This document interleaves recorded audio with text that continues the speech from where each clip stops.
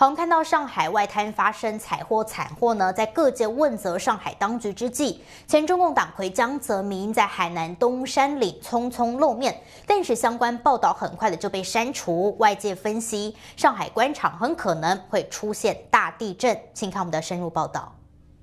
3号，大陆一些门户网站及海外中文媒体转载了一则来自微信用户海南东山岭微信号的消息。称江泽民一家在海南万宁市的东山陵景区露面。图片显示，江泽民脸上的老人斑非常明显，走路需要人搀扶，并以高尔夫球车代步。值得关注的是，就在江泽民露面前不久的12月31号夜间，江泽民派系的老巢上海刚刚出现重大踩踏事故，造成至少36人死亡的惨剧。各界要求江派地方大员、上海市委书记韩正、市长杨雄下台谢罪的呼声不断，江派时刻面临城门失守的困境。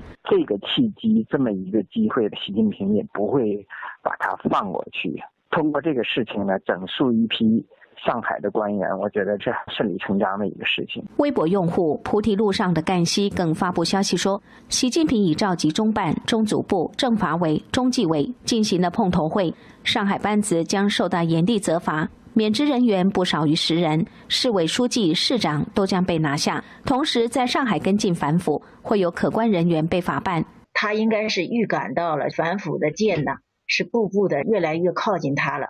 如果上海再失守的话，他外衣就更加没有了。自习近平阵营强力反腐以来，薄熙来、周永康、徐才厚等众多江派高官纷纷落马。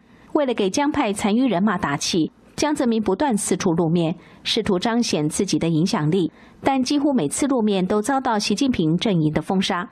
江泽民这次的海南露面也不例外。虽然一些颇具江派背景的陆媒和海外中文媒体转发了这一微信消息，但很快遭到删除。此外，上海踩踏惨剧之后的第2天，大陆财新网转载了一篇文章：28年前，我们有一场同样的痛。这篇文章回忆了1987年12月10号，上海陆家嘴曾发生的另一场严重踩踏事故。这场事故造成66人死亡。文中直接点名，当时任职上海市委书记的正是江泽民。